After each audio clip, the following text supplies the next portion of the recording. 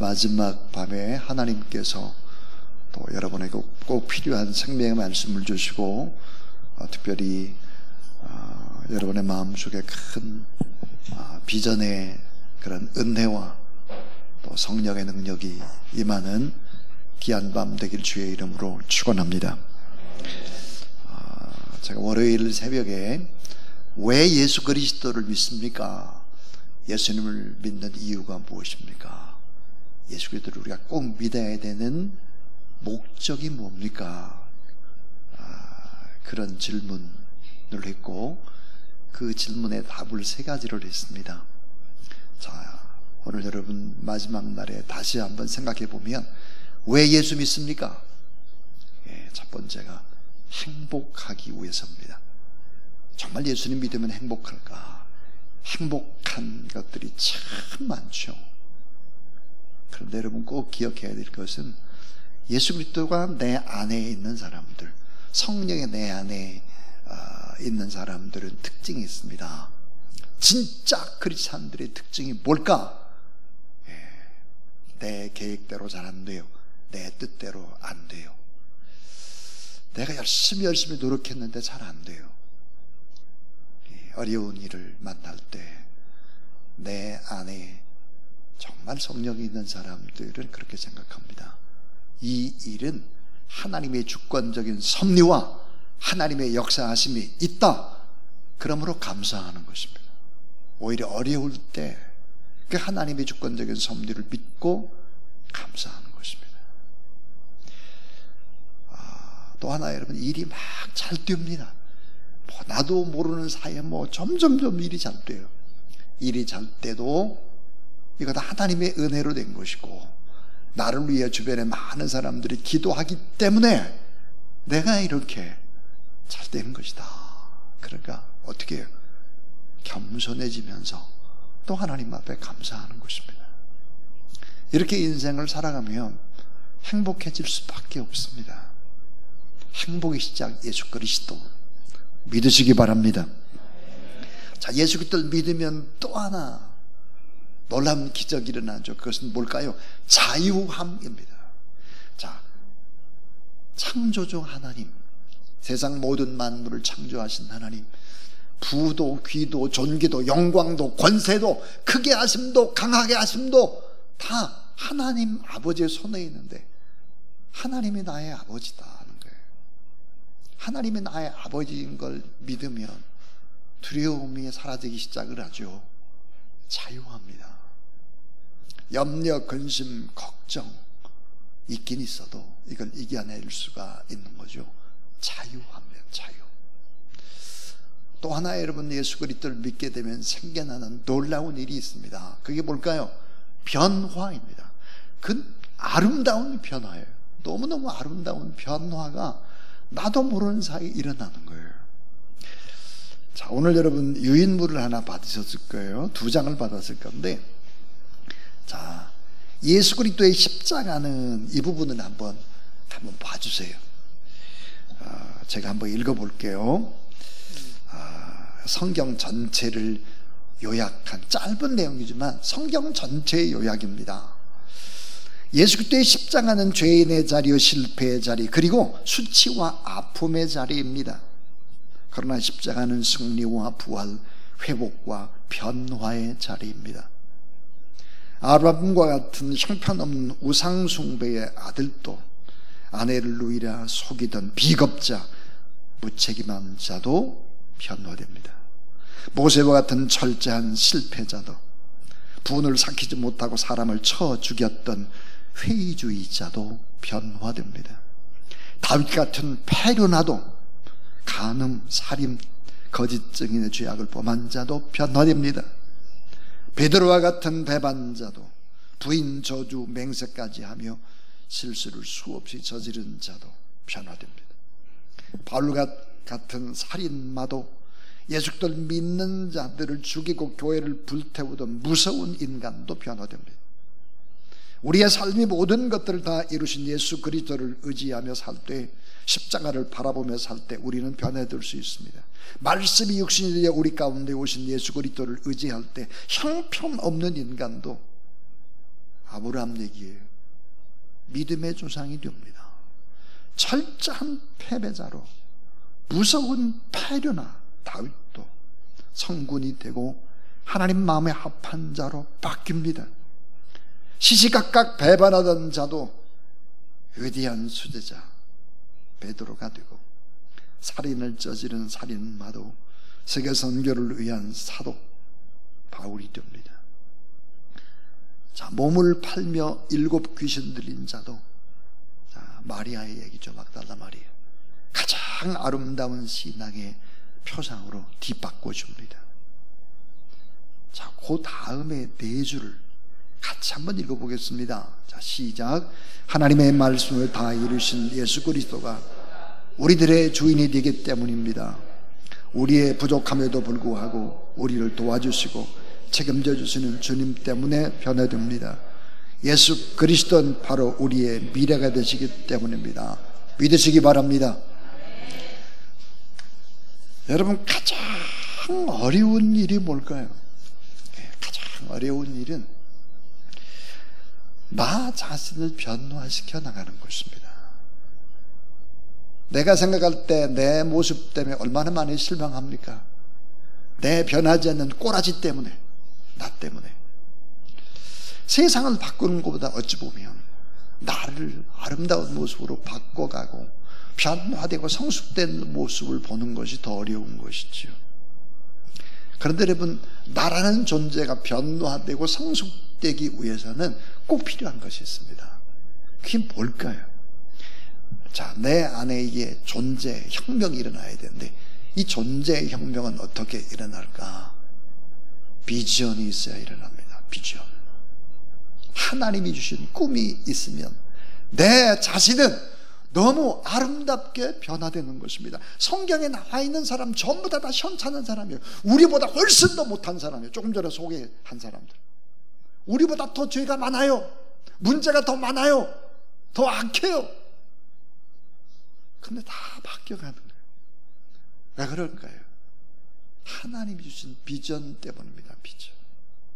이 비전과 함께 놀라운 날마다 주시는 성령의 능력과 말씀을 붙잡고 깨달아지니까 결국은 사람이 존귀한 존재지만 깨닫지 못하는 자는 멸망하는 짐승과 같은 것입니다. 계속 말씀을 깨닫는 것이죠. 하나님을 만나고 말씀을 접하고 성령의 능력이 함께할 때 결국은 놀라운 역사들이 일어난다. 그래서 하나님께서는 늘 사람을 부르실 때 무엇을 주냐면 약속과 함께 꿈을 심어줍니다. 꿈. 놀라운 꿈.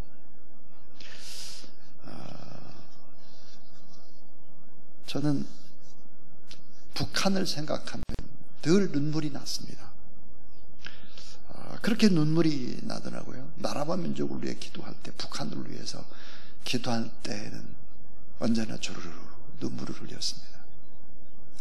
그래서 참 북한에 대한 꿈. 또 제가 아프가니스탄에 다녀오고 아프가니스탄의 탈레반에게 붙잡혀가지고 죽을 뻔한 뒤로부터 아프가니스탄 생각을 하면 눈물이 났습니다. 또 제가 캄보디아를 다녀온 후에 킬링 필드를 통해서 죽어간 많은 사람들을 생각하니까 또 눈물이 났습니다. 그 눈물은 하나님이 저에게 주신 꿈이었습니다. 꿈. 여러분, 위대한 약속과 위대한 부르심과 위대한 비전과 이 사명은 결국은 하나님의 나라를 세워가는 하나님의 방법인데, 그래서 결국은 비전을 주시는 거예요. 성경은 온통 이 비전의 이야기, 하나님의 비전에 관한 이야기입니다. 자, 여러분, 오늘 유인물 받은 거 이제 2번째 장을 보시면, 자, 이제 아담에게 주신 비전입니다. 자, 여러분, 아담, 사람을 만들고 난 다음에, 아담을 만들고 난 다음에 사람에게 하나님이 주신 첫 번째 비전입니다. 이 창세기 1장 28절인 것은 너무너무 중요한 것이죠. 자, 창세기 1장 28절 한번 같이 읽습니다. 시작. 하나님이 그들에게 복을 주시며 하나님이 그들에게 이르시되 생육하고 번성하여 땅에 충만하라. 땅을 정복하라. 바다의 물고기와 하늘의 새와 땅에 움직이는 모든 생물을 다스리라 하시니라. 여러분, 여기 짧은 이 말씀 속에 성경의 압축이 들어가 있습니다. 자, 하나님은 어떤 분일까? 복을 주시는 분인데 생육하고 번성하고 땅에 충만한 복이에요. 생육, 번성, 충만의 복이 여러분에게, 여러분 가정 가운데 여러분의 후손이 다 생육, 번성, 충만하게 되기를 주의 이름으로 축원합니다. 신학적으로 이걸 뭐라고 말하느냐? 여러분, SON, 선 아들이잖아요. 선십이라고 하면 선십. 그러니까 가정을 축복한다고 말이에요. 가정. 그래서 이 생육, 번성, 충만의 복이 SON, SHIP, 선십인데, 이 선십이라는 것이 바로 이제 그 가문이 잘 되는 거예요. 하나님을 믿으면, 예수 그리스도를 믿으면 그 가문 전체가 다 복을 받아요. 생육, 번성, 충만한. 여러분의 가정에 이런 선십의 축복이 있게 되길 주의 이름으로 축원합니다. 이거를 뭐라고 그러느냐? 이 선십을 아브라함의 축복이다 그랬습니다. 아브라함의 축복. 근데 여러분, 우리 가정만 잘 돼서는 안 되잖아요. 우리 가정만 잘 되면 너무 이기적인 거죠. 우리 예수를 믿는 사람들은 이런 선십의 플러스가 있어야 합니다. 그게 뭘까요? 세계를 향하는 그런 꿈이죠. 리더십이 있어야 됩니다. 그래서 또 하나의 복이 뭘까?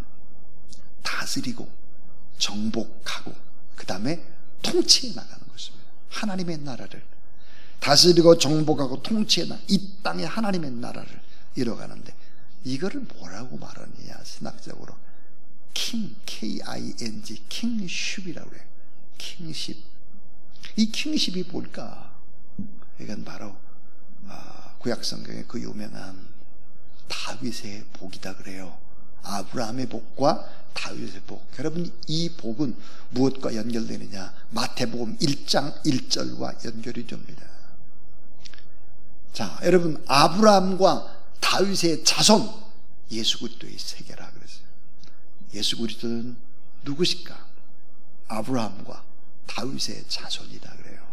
아브라함의 복과 다윗의 복을 예수 믿으면 뭐예요? 다 받는 거예요. 모두 다. 이게 뭐예요? 하나님이 우리에게 주신 비전이에요. 여러분의 가정에 생육, 번성 충만하게 되길 주의 이름으로 축원합니다. 뿐만 아니라 여러분의 가정에서 다스리고 정복하고 통치하는 그런 힘 있는 사람들이 나와서, 우리 교회에서 그런 사람이 나와서 복음을 증거하는, 하나님의 나라에 쓰임받는, 이게 뭐예요? 아담에게 주신 비전이에요. 자, 이 아담에게 주신 이 비전이 결국은 두 번째 뭔가 노아에게 주신 비전과 똑같습니다. 노아에게 주신 비전과 똑같아요.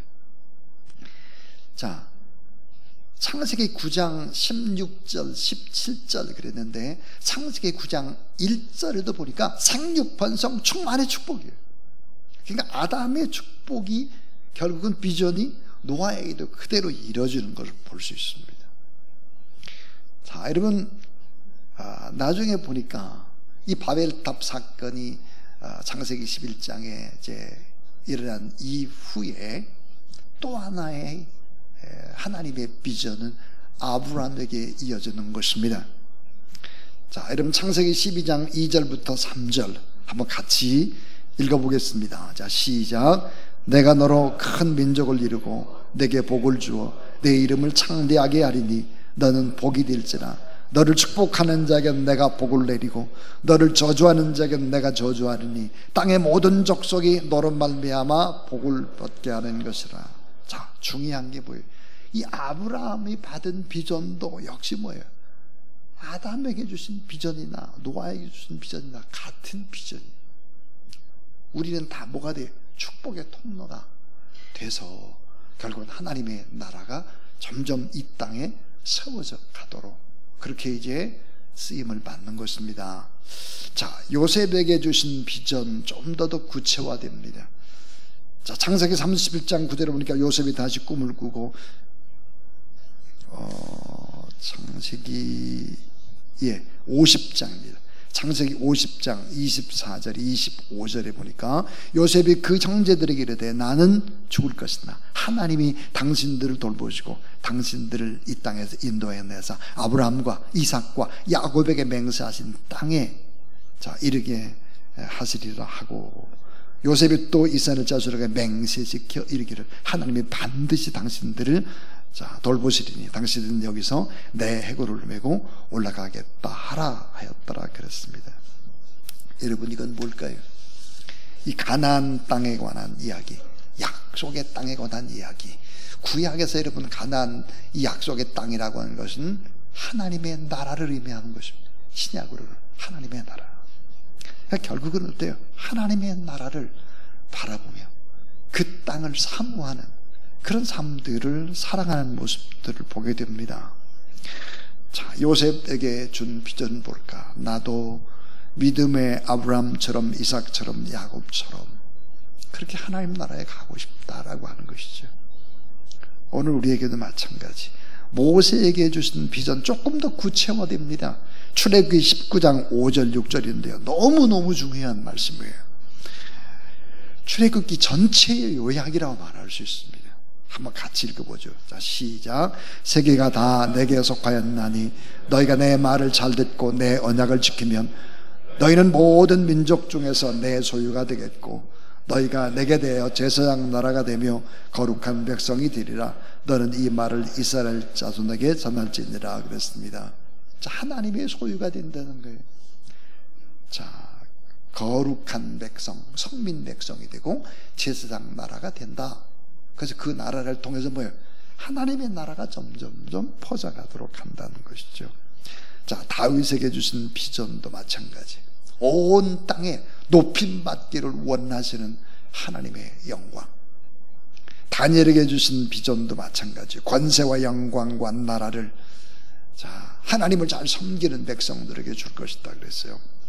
자, 거기 보면 제자들에게 주신 예수님의 비전이 있습니다. 자, 마태복음 28장 19절 20절인데요.